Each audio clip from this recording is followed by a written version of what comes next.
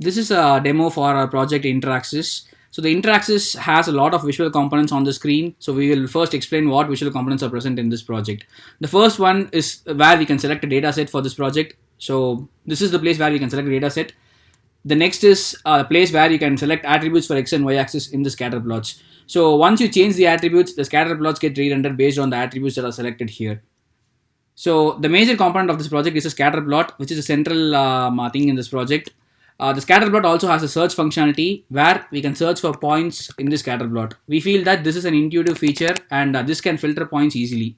This project also has a feature to zoom and pan the scatter plot, so we can zoom and pan the scatter plot to view the points better.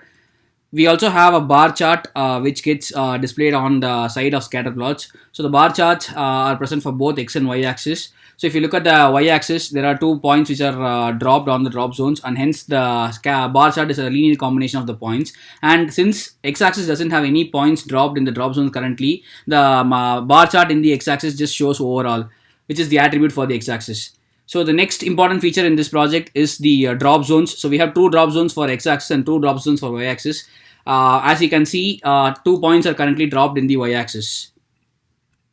We also have a detail view which is present on the right side to the scatter plot. The detail view changes as you hover over points on the scatter plot. The extensions that we are building for this project is the version control. So the versions that can be seen on the right top of the page. Currently we have 2 versions for this web page. So if you want to add a new version, just click on save and then give the version name.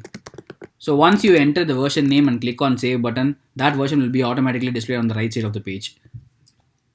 Saved, what happens is we save the points that are in the drop zones. We also save the X and Y attributes. So based on these features, we re-render the scatter plots. We also have a start fresh functionality. Once you click on that, the scatter plots get rendered to the default positions so that people can start fresh in their analysis. We also have a compare feature where you can compare 2 versions. So all you have to do is select the 2 versions that you compare, and it gets displayed on the screen. So one has one color and the second version has a different color. So this is one of the feature which the professor wanted us to do. So we felt this is like a cool feature for our app where you can compare 2 different features. Overall, we have done 3 extensions for this project. So one is the search functionality. 2, we are doing version control. The third one is the version compare. So these are the 3 extensions which we are doing for this project. Now let's get on to the demo. So for the demo, we are planning to show the football data set. So the first thing that we want to show is, let's consider the scenario where a manager wants to find a youth striker, someone who is young at age and someone who can play as a striker in the team. So we are planning to show this with 2 different players. So one is Neymar. So Neymar is been put to the right side of the drop zone, and Ibrahimovic to the left side. So the right side is the most interesting player and the left side is the least interesting player that you want in this analysis.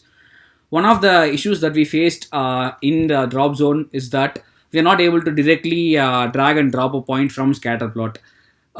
The current web app has a lot of SVG components, and since components in SVGs cannot be dragged out of a parent SVG, and also SVG components cannot be dragged by default.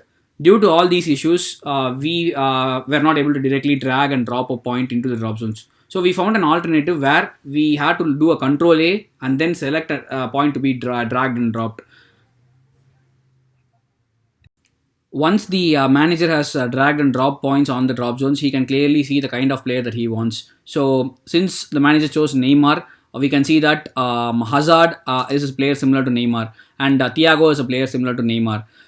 So since he has put Ibrahimovic on the left side of the drop zone, he can see that Manuel Neuer is an aging player and Sergio Ramos is an aging player. So he doesn't want players in those categories. So we have also worked on improving the usability and user experience for this project. So one of the things that we worked on is the search functionality, which the original paper didn't have. So in order to do comparisons, the important thing is to search for a point in a scatter plot. So if a scatter plot has like a million points, it is difficult to choose points and put it in the drop zone. So we find that search functionality really improves the user experience in this web app. So we have come to the end of the demo. Thanks for watching. We would like to thank the professor for giving us this project. So we had a lot of fun and we learned a lot about React and D3 by working in these projects. Thank you.